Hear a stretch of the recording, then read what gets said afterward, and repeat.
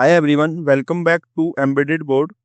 In today's video, we are going to learn about structure in C, what they are, and why we use them, and how to declare them properly. If you are learning C program, this is the must-know concept. So let's get started. First of all, what is a structure in C? A structure is a user-defined data type in C that allow us to combine data from different type under a single name.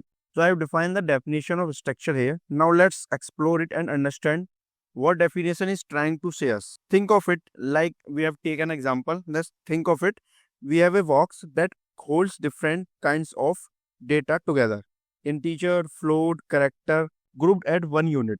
This is especially useful when you want to represent something more complex like a student, an employee, or a product. Each of them might have a name, ID, age, or price, and using a structure, we can keep all this information together. So we have not to define for every identity a different variable, which will increase the code lines, code memory, and using structure we can optimize it and we can easily make it readable to the user.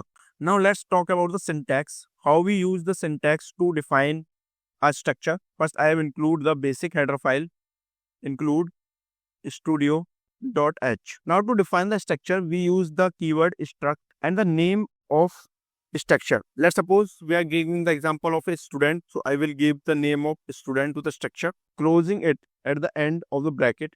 So I have declared the structure. Now I'm going to declare the member of the structure, the data type or the data we are going to store in the student structure. So variable I define with the name, roll number, and these are called as a member of structure. Let's suppose declare first variable int id, second is char name, and third one is float marks. I have declared three variables with three different data types, int, char, and float. Three of them are stored in the name structure student, and the int id name marks are the member of a structure. The keyword structure tells the compiler that we are defining a structure. Now let's look how we can access these member and save our data in these data types we have declared in the structure. So there is a one more concept came into the play. To access the structure member, we have to define, after declaring the structure, so we have to define the variable for the structure, and we can say structure variable. So to make a structure variable, I have just start the main function main and the return with 0. Now I will make, first I will use the same word struct keyword and then the structure name student, and now I will make structure variable with the name s1. So I have declared the structure variable. I will write structure variable. Now I can access the three of the data type without using with using structure data type. Now I can access three of the members of the structure with using structure variable. Now let's see how we can access these. Let's give a first printf statement for the user. Enter the ID. ID denotes like a roll number for the student, and use scanf %d because it is int, so we use %d. Now the main thing is to come to how we can take input in the ID. So to take input in the ID, first we use structure variable s1 dot and the name of the member ID. In this we can take the input in ID.